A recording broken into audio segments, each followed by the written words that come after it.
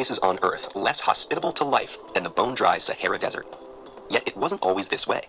100 million years ago, during a period known as the Mid-Cretaceous, a gargantuan river system flowed across the region from modern-day Egypt to Morocco.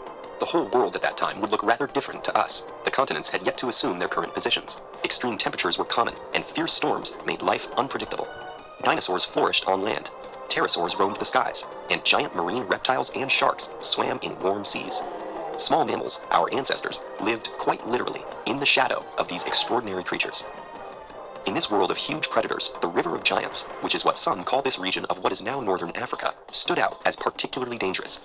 In most ecosystems, it's lonely at the top of the food chain. There usually isn't enough prey to sustain many predators. Yet an incredible variety of aquatic prey species in the river-based ecosystem may have allowed a large and diverse population of apex predators to coexist. We know this thanks to a wealth of fossils we've found in an area called the Kem beds. Many of the predators we've discovered had head and body shapes that made them uniquely adapted to hunt the different types and sizes of aquatic prey.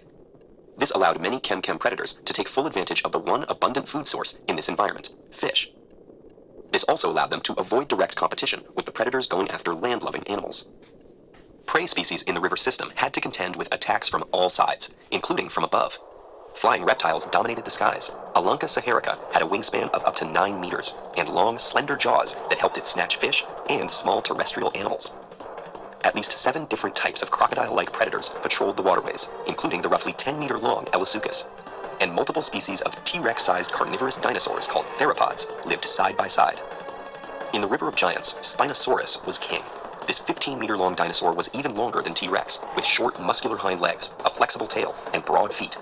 Its 2-meter-high sail warned other creatures of its fearsome size, and may have also been used to attract mates. Spinosaurus' long, slender jaws were spiked with conical teeth, perfect for swiftly clamping down on slippery aquatic prey. This apex predator, as well as its ecosystem, is unparalleled in the history of life on Earth. All that's left of these fearsome predators are fossils. About 93 million years ago, sea levels rose, submerging the Kem region in a shallow sea. Tens of millions of years later, an asteroid impact, volcanic eruptions, and associated changes in climate wiped out the dinosaurs, pterosaurs, and many other groups of animals and plants, including their unique ecosystems. That mass extinction paved the way for the rise of new kinds of birds, larger mammals, and eventually, us. I've completely lost my appetite. How long have you been a meat eater for? I only eat meat. I'm going to the Meat Stock Fresh Festival. Are you going? Yeah, I want the tofu spring rolls, except I don't eat tofu, so do you have like a tofu-flavored chicken you can substitute in for me? It's not that vegetable eaters are bad people, it's just that they're terrible people. This sausage is a meat-based vegetable substitute for cucumber. It's got the taste and the texture of an actual cucumber, with none of the cucumber. Eating plants makes your body way too alkaline, which will definitely kill you. Do you really want that? All you need is some meat to be healthy and thrive. You get everything you need from meat. Beef is loaded with carbs. Orcas are even more spiritually evolved than humans, and they only eat seal meat. So that means humans should only eat meat, because it's the most spiritually evolved diet, because of orcas. Plants give off oxygen. Why would you eat them? Do you even know how dangerous deer are when you're driving your car? If you don't kill and eat deer first, you basically want people to get into car accidents. The world's a much safer place if we eat the animals that could eat us. Broccoli? That's what my food eats. That's my food's food, and I don't appreciate you eating that. You should eat Siberian tigers to help them go extinct. It makes it so that they can live on through you and your children for generations to come. The best chance for the survival of their species is for us to kill and eat them. That coconut was going to grow into a palm tree. Why would you eat that? I could never eat plants that are raised in crowded farms and inhumane living conditions with less than 1 square inch of space per stalk, stuck in the soil against their will. Have you ever thought about going meat eater to help save the planet, or do you just not care about the earth? Have you seen the Kalespiracy documentary? You gotta see it. It's so heartbreaking seeing how all the plants are killed and the deforestation from the plant farming and unsustainable farming practices. Kale farming is the #1 destroyer of the environment. Once you see it, you'll never eat plants again. As he redundantly repeated his emotionally charged nutritional opinions at me, I was instantly convinced to become a meat eater. JP was the most illogical, condescending person I've ever met. Saying something like that's just a symptom of being overly alkaline. It just makes you mean and you can't think straight. So that you can be a less terrible person, be sure to subscribe to my carnivore. A man from Mali has built a treadmill that runs without electricity, using only wood and metal. Unlike traditional treadmills powered by a motor, this treadmill is self-propelled. This means that your own steps power the movement. Each time your foot strikes the belt, it moves the treadmill, making it run without needing electricity. If you go fast, the treadmill goes fast. If you go slow, it goes slow too. He built it using locally available materials like wood and scrap metals he could find. Now his entire community is benefiting, from kids staying active to athletes training and even the elderly keeping fit. This simple yet effective design is perfect for areas where electricity is a luxury, making fitness more accessible to everyone. The 19 novel was revolutionary in its depiction of science and religion and served as a pioneer text in the sci-fi genre, Mary Shelley's Frankenstein. On the surface, it's a novel about a scary monster, but her sympathetic description of a soulful creature makes us rethink who we label as the monster. I'm Dr. Emily Zarka, and this is Monstrum. Remember, this is not Frankenstein. This is. Although Shelley's character was not a doctor of any kind, he never actually even finished his university studies. One man crazy, 3 very sane spectators. I've decided to refer to him as Dr. Frankenstein, as he was first called in the 1931 movie, to emphasize the distinction between him and his creation. Dr. Frankenstein was the scientist who created the nameless creature. Boris Karloff's depiction of a tall, shambling, mute man with bolts sticking out of his neck has become the classic image of the monster. But Shelley's original description is actually much more macabre. Shelley writes, quote, "His yellow skin scarcely covered the work of muscles and arteries beneath. His hair was of a lustrous black and flowing, his teeth of a pearly whiteness, his watery eyes, his shriveled complexion, and straight black lips." Shelley's Dr. Frankenstein assembled his creature from materials found in charnel houses, the vaults where corpses were kept. But he also took bits from the slaughterhouse. So yes, her creature is made of both human and animal parts. But here's the thing. The creature definitely looks scary, but just because something looks scary, that doesn't mean it is. Shelley's original creation is a highly intelligent vegetarian who hates the idea of harming another living creature. At the beginning of the novel, he wants nothing more than to be accepted and loved by another being. Ironically, it's the monstrous treatment he receives from humans that drives him to kill. Dr. Frankenstein abandons the creature at the moment of his animation, letting what basically amounts to a newborn wander into the darkness alone to fend for himself. The tension between Frankenstein and the creature represents the struggle between parent and child, self and other, love and hate, science and morality, abandonment and acceptance. It's a warning to treat all living things with respect, or else.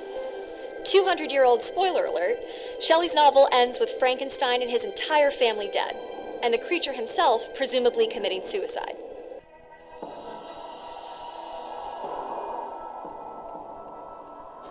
Frankenstein, one of the darkest tales ever told, was born in a nightmare.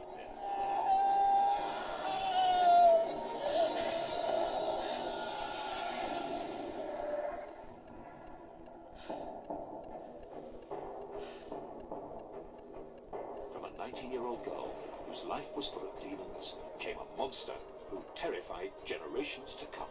I am the fallen age. Misery made me a pig.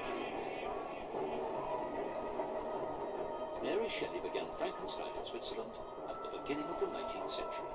Today her story is known all over the world. Based on her own words and the people who knew her, this is the real story of Frankenstein's monster.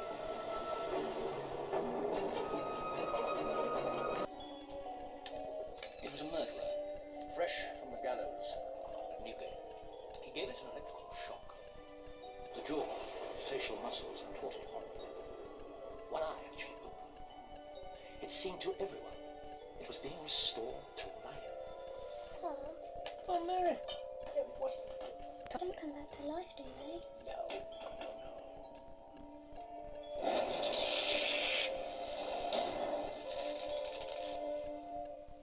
Mary Shelley lived in an age of unprecedented scientific discovery. At the beginning of the 19th century, biology was the new science at the very cutting edge of intellectual inquiry.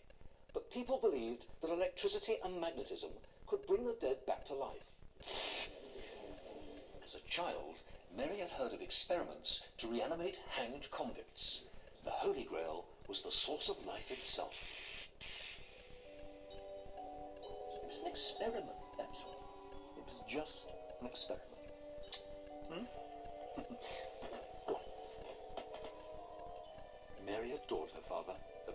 philosopher William Godwin. She was born in 1797 and grew up in troubled times. After the mob stormed the Bastille in Paris, Europe was unstable. In this country, there was social unrest and talk of revolution. Godwin's book about justice for everyone became a Bible to British radicals. Government is the perpetual enemy of change. Its tendency is to perpetuate abuse, but truth must always be victorious over error. For truth is omnipotent, and man is perfectible. Mary Shelley's intellectual gene pool was a rich one. Both her parents were revolutionary thinkers. Her mother was Mary Wollstonecraft, the founder of feminism. Mary Wollstonecraft was a unique woman, beautiful, fierce, independent. Before her marriage to Godwin, she had already travelled the world alone and had had an illegitimate daughter. Her book, A Vindication of the Rights of Woman, is still taught in colleges today. You have to remember that this is years before the suffragette movement. Even by today's standards, her philosophy is still radical. From the tyranny of man, I firmly believe the greater number of female follies proceed. Let woman share the rights, and she will emulate the virtues of man, for she must grow more perfect when emancipated. Mary Wollstonecraft was loved and respected by Godwin, by her friends, by her followers.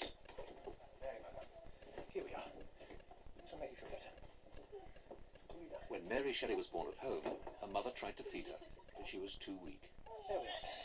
Yeah. Is that good? Is that good, Mary, my love? No? Is it cool? Please, here, yes, Mary, please let me take it. Come on, baby. Come on. Yeah, it's for the best, Mary. There, good. I have enough. I have enough. Yes, I know, I can't bear either one. Here, Mary. When Mary Shelley was just 11 days old, her mother died of puerperal fever, the killer of so many women during childbirth in the 19th century. She was 38.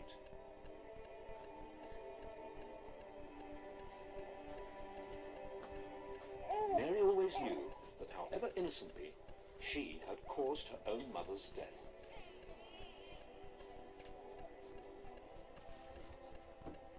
William Godwin was hugely admired, even hero-worshipped, especially by his young disciples. One of the most outspoken was the 21-year-old poet, Percy Bysshe Shelley. He was the bad boy of Oxford University. For some time, he'd been writing long letters to Godwin. I am young. I am ardent in the cause of philanthropy and truth. Do not suppose that this is vanity. I am convinced that I could represent myself in such terms as to be thought not wholly unworthy of friendship. Shelley, a very serious young man, wanted to change the world.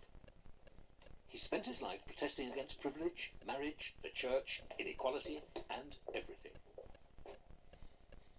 There is no God. Earth groans beneath religion's iron age, and priests dare babble about a God of peace.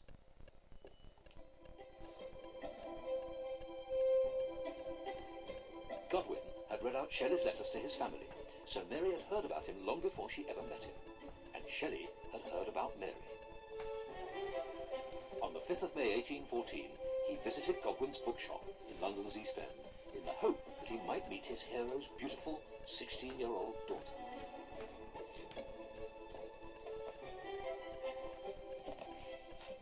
Dante's Inferno. Is hell an interest of yours? I am improving my Italian. Oh, you must have it back then. You were at Oxford. Oxford. It threw me out. An independent mind can be a dangerous thing. Mary is singularly bold, somewhat imperious, but actually she's great, and her perseverance and everything she undertakes is almost invincible. Percy's soulmate. He took her almost as seriously as he took himself. He hadn't just fallen for Mary, but for her radical pedigree. She'd inherited her mother's mane of golden hair and her fierce intelligence as well. I've been the pride and delight of my life, and the admiration of others for her has been the cause of most of the happiness I have enjoyed. The meeting between Mary and Percy set in motion a chain of events that brought great happiness and terrible tragedy. Percy was already married, so their love affair had to be a secret one, and all the more exciting for that. In St Pancras graveyard in North London, at the grave of her mother, the great radical and advocate of free love. What you are, and you will not pass through existence without enjoying its genuine blessings. Love and respect.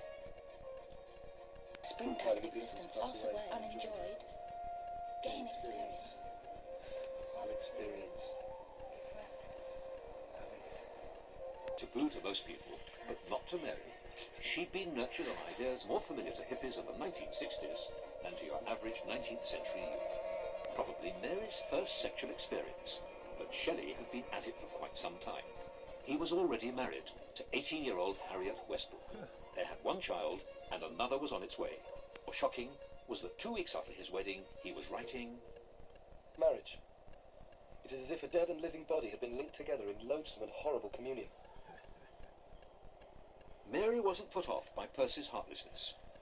Whether she knew or cared about his wife at this point, we don't know.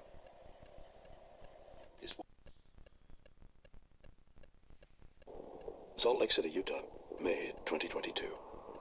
Scientists at the University of Utah published a study in the journal Nature announcing the results of an extraordinary experiment. The team took eye cells from a deceased person and then, using electrical stimulation, they reanimated the dead cells and brought them back to life. Always absolute when it comes to understanding what is happening in this field of the biology of death. Death is still defined per what is known as the Harvard ad hoc brain death definition as irreversible coma. But will death be irreversible for the foreseeable future? Not at all. It seems that after centuries of using sacred rites to show reverence for the deceased, humanity may be on the cusp of harnessing modern technology to make death itself a thing of the past.